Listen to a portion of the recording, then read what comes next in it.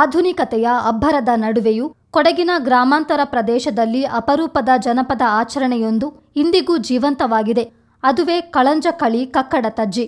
ನರಿಯಂದಡ ಗ್ರಾಮದ ತೆರ್ಮೆಕಾಡು ಪೈಸಾರಿಯ ಅರಮನೆ ಪಾಲೆ ಜನಾಂಗದವರು ಅನಾದಿ ಕಾಲದಿಂದ ಈ ಆಚರಣೆಯನ್ನು ನಡೆಸಿಕೊಂಡು ಬರ್ತಿದ್ದಾರೆ. ಈ ಆಚರಣೆಯಲ್ಲಿ ಅಜ್ಜಿ, ದೊಡ್ಡ ಕಳಂಜ ಮತ್ತು ಸಣ್ಣ ಕಳಂಜ ಎಂಬ 3 ವೇಷಧಾರಿಗಳು ಪ್ರಮುಖ ಆಕರ್ಷಣೆ. ಅಜ್ಜಿ ವೇಷಧಾರಿ ಮುಖಕ್ಕೆ ಬಣ್ಣ ಬಳಿದು ಕೆಂಪು ವಸ್ತ್ರ ಧರಿಸಿ ಕೈಯಲ್ಲಿ ನೆಕ್ಕಿಸೊಪ್ಪು ಹಿಡಿದಿರುತ್ತಾರೆ. ದೊಡ್ಡ ಕಳಂಜ ಮೈಗೆ ಕಪ್ಪು ಬಣ್ಣ ಬಳಿದು ಮರದ ಮುಖವಾಡ ಹಾಗೂ ದೊಣ್ಣೆ ಹಿಡಿದಿರುತ್ತಾರೆ. ಸಣ್ಣ ಕಳಂಜ ಕೂಡ ಕಪ್ಪು ಬಣ್ಣ ಬಳಿದು ಮೀಸೆ ಧರಿಸುತ್ತಾರೆ.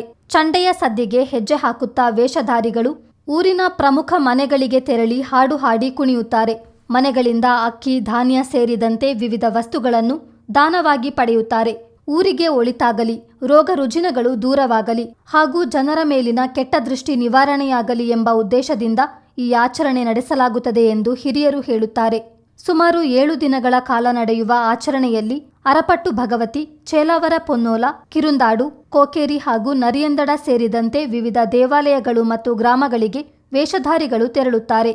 ವೇಷಧಾರಿಗಳು ತುಳು ಭಾಷೆ ಮಾತನಾಡುವ ಅರಮನೆ ಪಾಲೆ ಜನಾಂಗಕ್ಕೆ ಸೇರಿದವರಾಗಿದ್ದು ಜನರಿಗೆ ಆಶೀರ್ವಾದ ಮಾಡುತ್ತಾರೆ.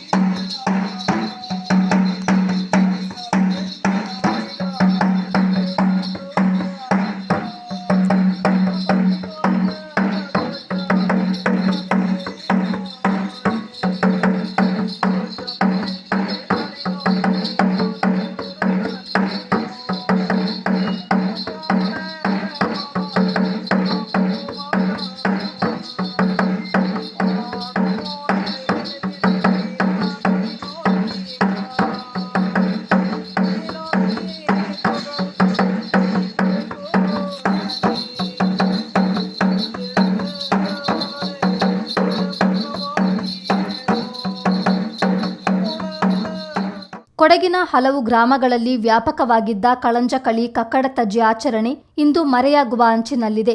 ಇಂತಹ ಅಪರೂಪದ ಆಚರಣೆಗಳನ್ನು ಮುಂದಿನ ಪೀಳಿಗೆಗೆ ಪರಿಚಯಿಸಿ ಉಳಿಸಿಕೊಂಡಾಗ ಮಾತ್ರ ಕೊಡಗಿನ ಪ್ರಾಚೀನ ಜನಪದ ಕಲೆ, ಸಂಸ್ಕೃತಿ ಮತ್ತು ಸಂಪ್ರದಾಯಗಳು ಜೀವಂತವಾಗಿರಲು ಸಾಧ್ಯ.